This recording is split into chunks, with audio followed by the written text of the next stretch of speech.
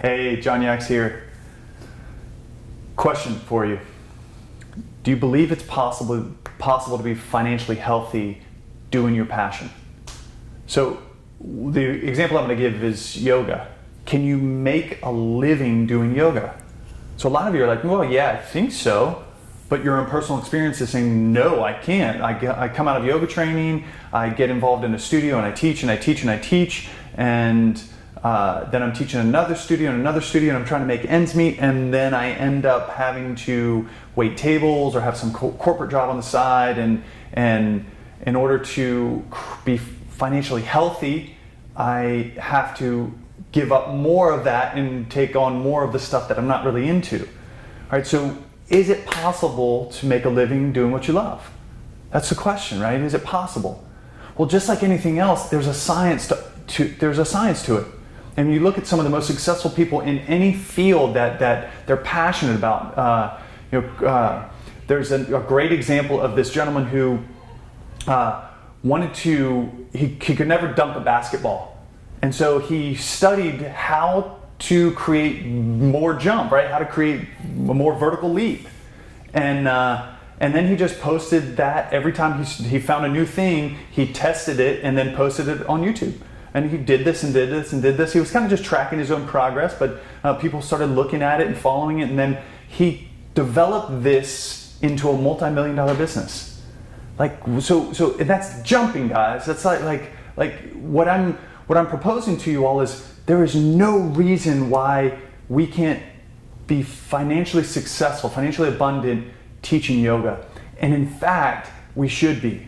And this is because yoga teachers are changing the world. They are shifting people's lives. They're opening people up. We're clearing people's minds, opening hearts, healing bodies. It is such a profound craft that we get to share with people.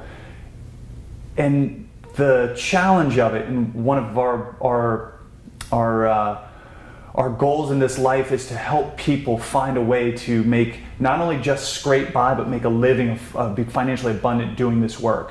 Because guess what? If I'm financially abundant doing this work, and I don't have to have 2 or 3 other jobs or one corporate job that I hate, I can do this with such fine-tuned laser beam focus that I can excel at it. I can take it to different levels.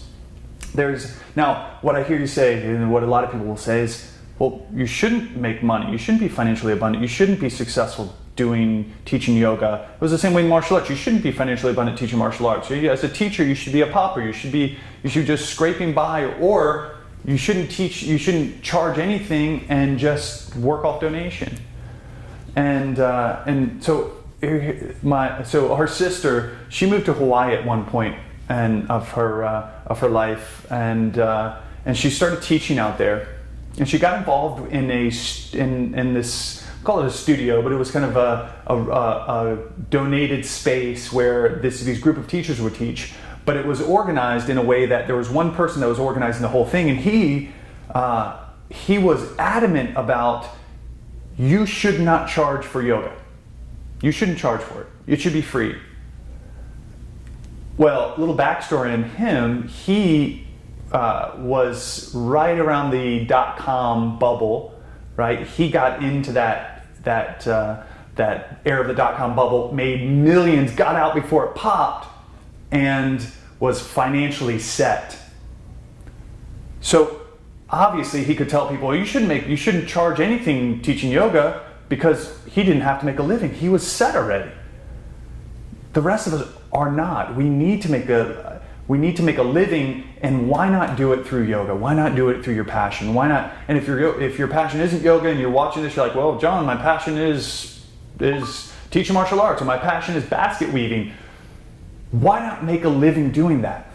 What's stopping us? A lot of times it's the belief patterns or mindset. A lot of times it's strategy and tactics. It's like you know it's possible. You see people doing it.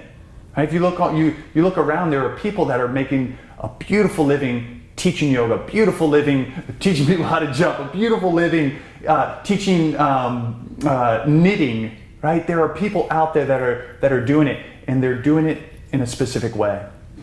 So what Chris and I want to share with you is the specific way. How do you make a living from your life purpose, from your life passion, from what you love to do. So stick with us. We're going to be sharing about that. We're going to be helping you move in that direction. All right. Thanks, everybody. We'll see you soon.